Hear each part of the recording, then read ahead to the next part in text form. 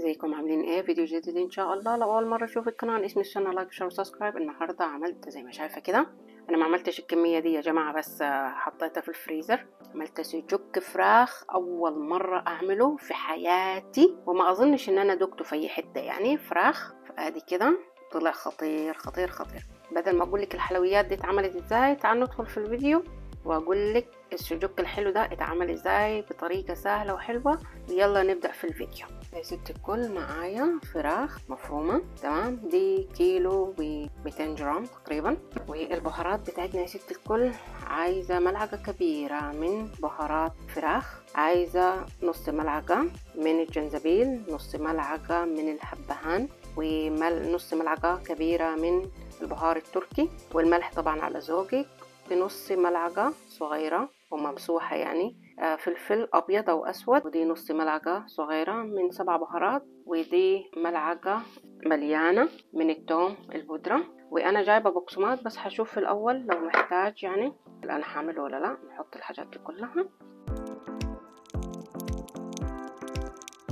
نحط ملعقة كبيرة من البقسماط يعني يمسك نفسه شوية. البهارات كويسة والملح كويسة، انا بس هخليها ترتاح شوية كده ونشوف هنعمل ايه مع بعض. تمام، هحطها في التلاجة. ادي كده يا ست الكل معاي زي ما شايفة كده. حطيت المصران عشان هنعمل سجق للخلطة بتاعت الفراخ. اول مرة انا هعمل سجق بتاع فراخ. التتبيلة بتاعته بصراحة حلوة، وانا عندي المكنة قلت نعمل شوية. وزي ما شايفة كده بنسيب حتة كده.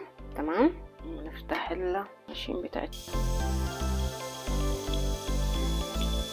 ادي كده يا ست الكل، فنخلي بالنا زي ما شايفه يكون كده. المهم انا هخلص مع نفسي وارجع لكم. تمام، طبعا كلنا عارفين بنحط المصران، يعني ممكن تنفخي كده ببقك عشان يتفتح شويه وبعد كده نحطه. بس انا المصران بتاعي بصراحه مش حلو، يعني صعب شويه ان انا كنت احط، فمش حبيت اوريكم الحته دي، لان اخدت الجمع ده وقعدت على الترابيزه وعملت بالراحه بالراحه لغايه لما دخلته. هخلص وارجع لكم. ادي كده يا ست الكل، خلصنا السجق بتاعنا بتاع الفراخ. انا بصراحه اول مره اعمل سجق بتاع فراخ يعني.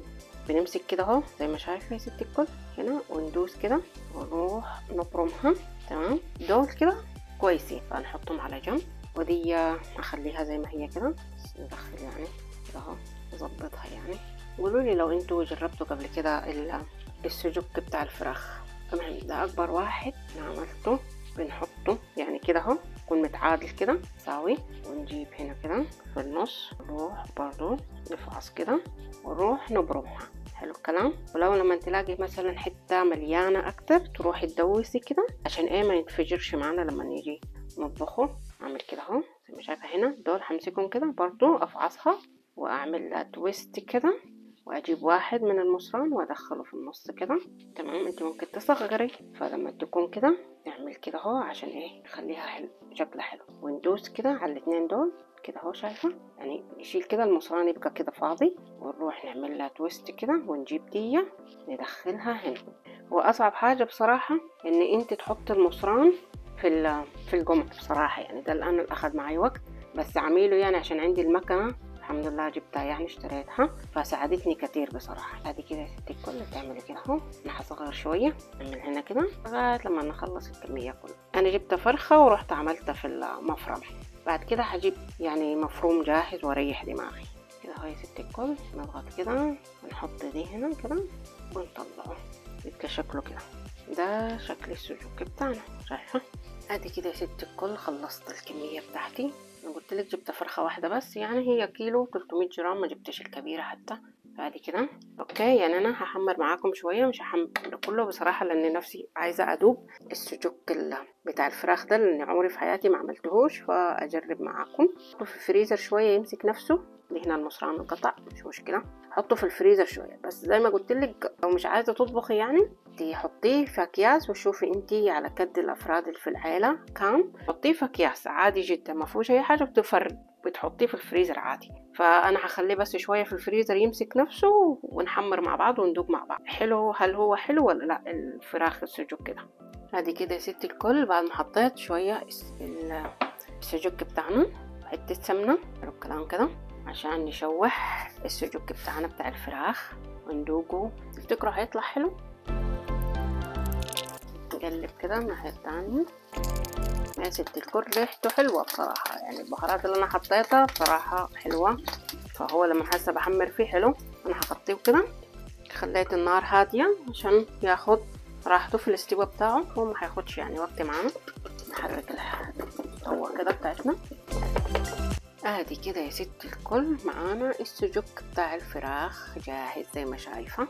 نفتح كده مع بعض، نولع شايفة حتى ان هو جوسي دوب مع بعض. صراحة حلو شديد، متوقعتش ان هو هيطلع بالحلاوة دي، بس يحط البهارات اللي انا حطيتها. انا بصراحة حطيت من مخي، يعني اللي بيمشي مع الفراخ وحطيته زي الحبهان، بيمشي دايما مع الفراخ، مع البهارات بتاعت الفراخ برضو بتمشي. هو سبايسي شوية عشان البهار التركي ده سبايسي، فانت لو مش عايزة تحطي البهار التركي ده او ما عندكيش حطي بابريكا مدخنة او بابريكا عادي. فده كان كده يا ست الكل، بصراحة طعمه فظيع، لازم تجرب الوصفة دي. وانا الباقي خليته حطيته في اكياس وعلى حسب ما نحنا الاشخاص اللي في البيت هعمل، وحطيته في الفريزر. فدي كانت الوصفة بتاعتنا يا ست الكل. اتمنى لو الوصفة عجبتك ان انت تجربيها وتكتبي لي في كومنت حلو هل انت بتجربي اي وصفة من الوصفات بتاعت الاكل اللي انا بعملها ولا لا، لغاية لما تيجي في فيديو جديد ان شاء الله.